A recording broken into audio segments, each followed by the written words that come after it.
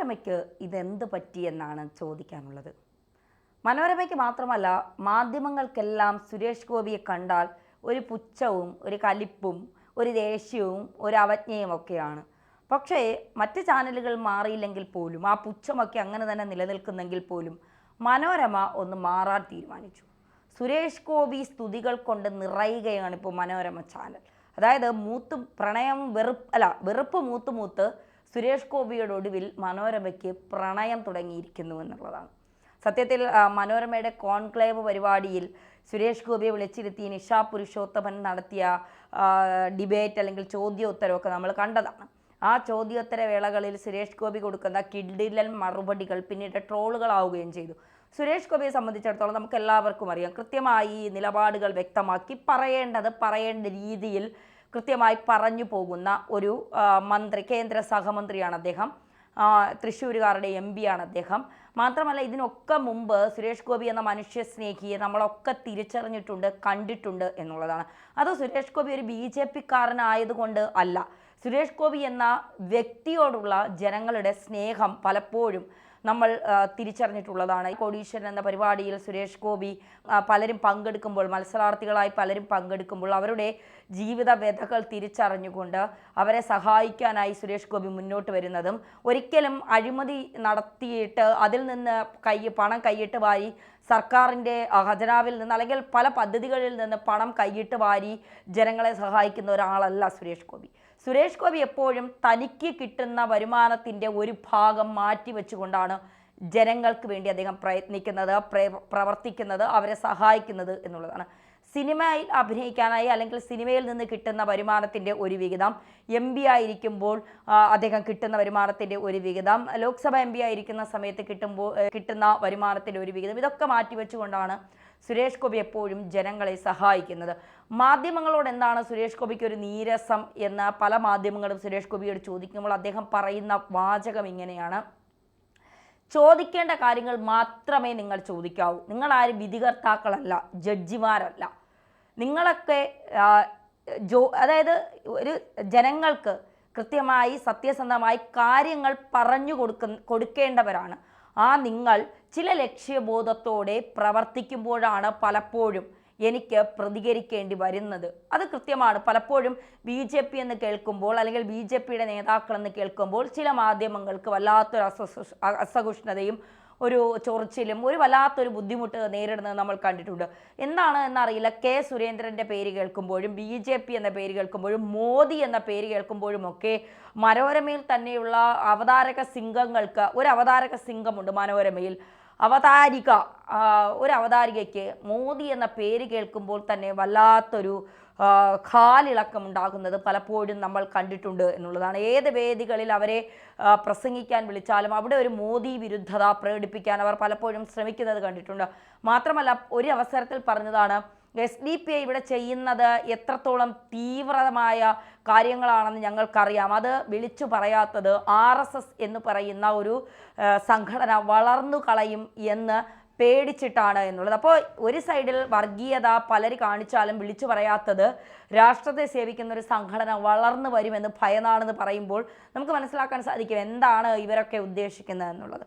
അപ്പോൾ കാര്യത്തിലേക്ക് വന്നാൽ, എന്താണ് ഈ സുരേഷ് ഗോപിയോട് ഇങ്ങനെ മുടിഞ്ഞ പ്രണയം മനോരമയ്ക്ക് എന്ന് ചോദിച്ചാൽ അറിയില്ല. സുരേഷ് ഗോപി കേന്ദ്രമന്ത്രിയായതിനു ശേഷം സുരേഷ് ഗോപിയോട് വല്ലാത്തൊരു സ്നേഹമാണ്. 2024 തിരഞ്ഞെടുപ്പിൽ, ലോക്സഭാ തിരഞ്ഞെടുപ്പിൽ സുരേഷ് ഗോപി 3ാം സ്ഥാനത്തേക്ക് പോകും എന്ന പ്രവചനം നടത്തിയവരാണ് മനോരമ ചാനലുകാർ.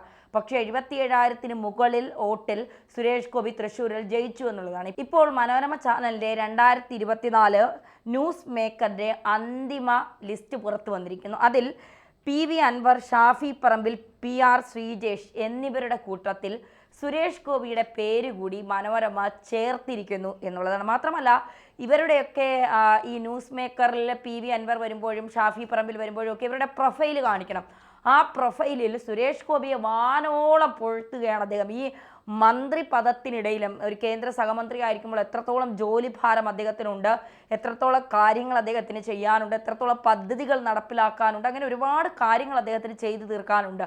മണ്ഡലങ്ങളിൽ അദ്ദേഹം തൃശ്ശൂരിൽ നിന്ന് ജയിച്ച ആളാണ്. ഇടയ്ക്ക് തൃശ്ശൂരിൽ എത്തണം അദ്ദേഹത്തിന്, അവിടുത്തെ കാര്യങ്ങൾ ചെയ്യാനുണ്ട്. ആളുകൾ തരുന്ന പരാതികൾക്ക് അന്വേഷിച്ച് അത് കൃത്യമാണെങ്കിൽ അതിന് പരിഹാരം കാണാനുണ്ട്. ഇതിനിടയിൽ സിനിമാ അഭിനയമുണ്ട്. അപ്പോൾ ഇതൊക്കെ കൊണ്ട് സുരേഷ് ഗോപി വല്ലാത്ത തിരക്കിലാണ്. ഈ തിരക്കിലും ഒരു സ്ട്രെസ്സും ഇല്ലാതെ എങ്ങനെയാണ് സുരേഷ് ഗോപി മുന്നോട്ട് പോകുന്നത് എന്നുള്ളതാണ് പലർക്കും അറിയേണ്ടത്, പ്രത്യേകിച്ച് മനോരമയ്ക്ക്.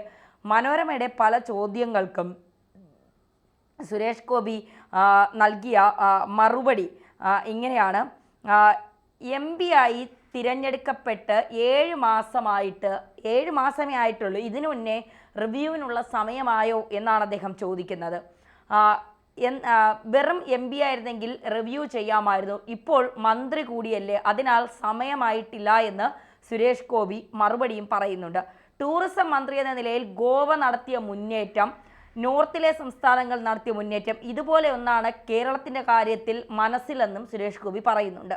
രാജ്യത്തെ 4 സോണുകളിലും ടൂറിസം വികസനം സംബന്ധിച്ച് രാവിലെ തുടങ്ങി രാത്രി അത്താഴം കഴിക്കുന്നത് വരെ കോൺഫറൻസുകൾ നടത്തിയിട്ടുണ്ടെന്നും സാസ്കി എന്ന പദ്ധതിയിൽ കേരളത്തിലെ ടൂറിസം മേഖലയിൽ വരാൻ പോകുന്ന 2 പദ്ധതികൾ ഇതുപോലൊരു സോണൽ കോൺഫറൻസാണ് ഉടലെടുത്തതെന്നും ഈ പദ്ധതിയുടെ TPR ബിജു എന്ന കേരളത്തിലെ ടൂറിസം സെക്രട്ടറിക്ക് നൽകിയത് അപൂർണമായിരുന്നു എങ്കിൽ കൂടി ഉൾപ്പെടുത്തിയെന്നും സുരേഷ് ഗോപി പറയുന്നു.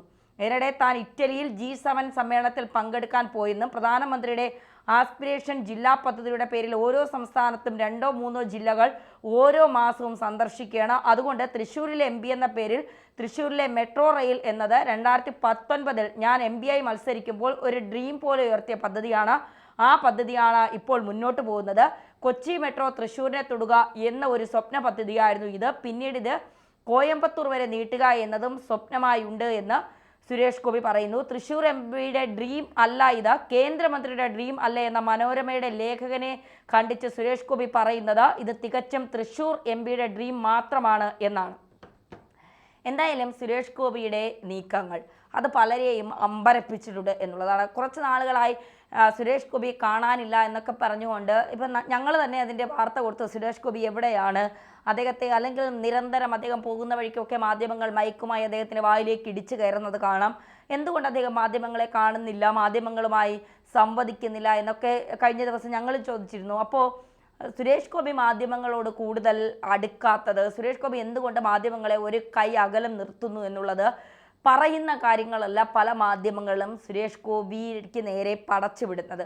സുരേഷ് ഗോപി പറയുന്നതൊന്ന് ഇവർ കാണിക്കുന്നത് അല്ലെങ്കിൽ ഇവർ പറയുന്നത് മറ്റൊന്ന് എന്ന തരത്തിലാണ്. ഇപ്പോൾ മുഖ്യമന്ത്രി പിണറായി വിജയൻ മാധ്യമങ്ങളോട് കട്ടക്കലിപ്പാണ്. അത് നമുക്ക് എല്ലാവർക്കും അറിയാം. മാധ്യമങ്ങൾ മുഖ്യമന്ത്രിയുടെ ഒരു പരിപാടിയിൽ പങ്കെടുക്കാനായി എത്തിയപ്പോൾ കടക്ക് പുറത്ത് എന്ന് പറഞ്ഞ മാധ്യമങ്ങളെ ഒരു കൈയല്ല ഒരു 4 കൈ അകലത്തിൽ നിർത്തുന്ന ആളാണ് കേരളത്തിലെ മുഖ്യമന്ത്രി പിണറായി വിജയൻ. പക്ഷേ പിണറായി വിജയനോട് സുരേഷ് ഗോപിയോട് കാണിക്കുന്നത് പോലെ ഇത്തരത്തിൽ ഒരു ധാർഷ്ട്യം മാധ്യമങ്ങൾക്ക് പിണറായി വിജയനോട് കാണിക്കാൻ കഴിയുമോ എന്ന് ചോദിച്ചാൽ ഒരിക്കലുമില്ല. കാരണം CPM അനുഭാവികളായ മാധ്യമ പ്രവർത്തകരാണ് കേരളത്തിൽ കൂടുതൽ.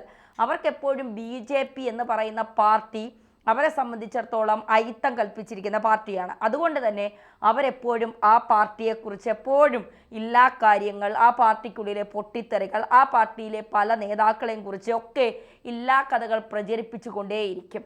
പക്ഷെ സുരേഷ് ഗോപിയെ സംബന്ധിച്ചിടത്തോളം സുരേഷ് ഗോപി എന്ന BJP-കാരൻ, കേന്ദ്രമന്ത്രിയായ ഒരു മനുഷ്യൻ, സുരേഷ് ഗോപി എന്ന് പറയുന്ന ഒരു ജനനായകൻ, ഒരു സിനിമാ നടൻ, അദ്ദേഹം കൃത്യമായി മാധ്യമങ്ങളെ വീക്ഷിച്ചിട്ടുണ്ട്. കൃത്യമായി മാധ്യമങ്ങളുടെ നിലപാടുകൾ അറിയാം. കൃത്യമായി അദ്ദേഹം അതൊക്കെ നിരീക്ഷിച്ച് മുന്നോട്ട് പോകുന്നുമുണ്ട്. എന്തായാലും മനോരമയുടെ മുടിഞ്ഞ പ്രേമം അതെങ്ങനെയായിരിക്കും സുരേഷ് ഗോപി കൈകാര്യം ചെയ്യാൻ പോകുന്നത് കണ്ടു തന്നെ അറിയണം.